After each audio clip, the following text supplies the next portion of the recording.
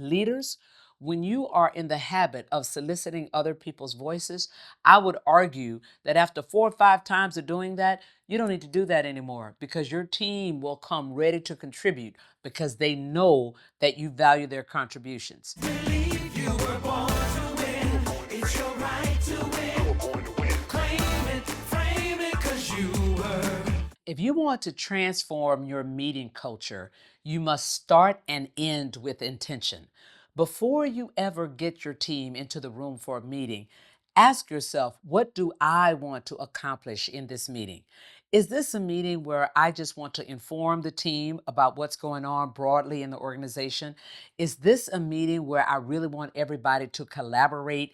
I have a general idea of where I would like us to go, but I'm really not sure. And I really want to make sure that I get everybody's fingerprints on the blueprint. Is this a meeting where you're trying to drive to a decision, or is it just about the discussion? Is this a meeting where you're trying to train your team to more effectively engage and contribute? What do you want to accomplish with this meeting? That's the first thing that you must do as a leader. The second thing is that you need to develop the agenda.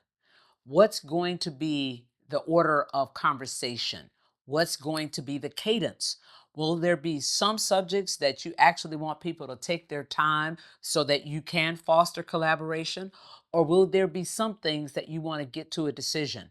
So you want to make sure that you're thinking about the agenda as well as the cadence around each item on that agenda. Now it's time for the meeting.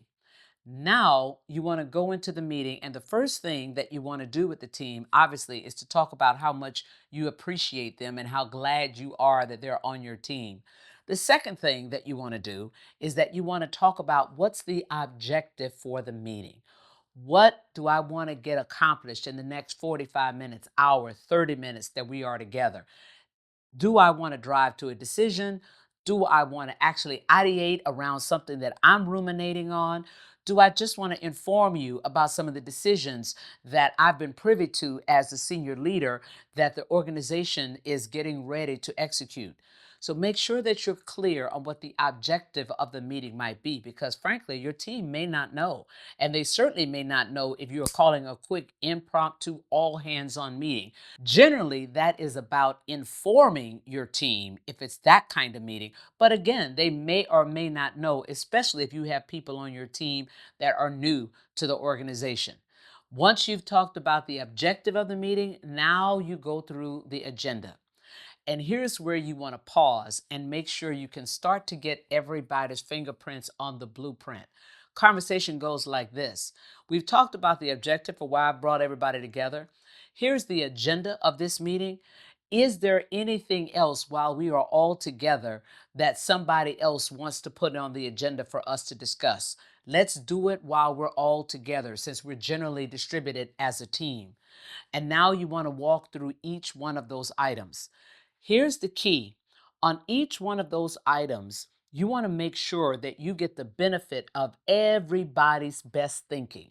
And I'm a big fan in soliciting other people's voices. So now you've laid out the first thing on the agenda. Are you informing them? Are you ideating and collaborating? Do you want a decision made on that agenda item?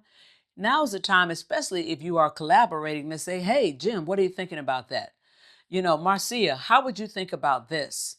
Oh, Penny, what might you do to add on to what Marcia has said? Because I like the direction of that.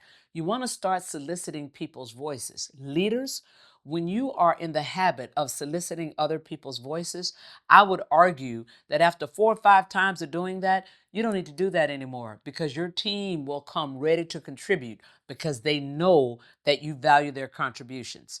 So for each agenda item, inform, collaborate or ideate, or make a decision.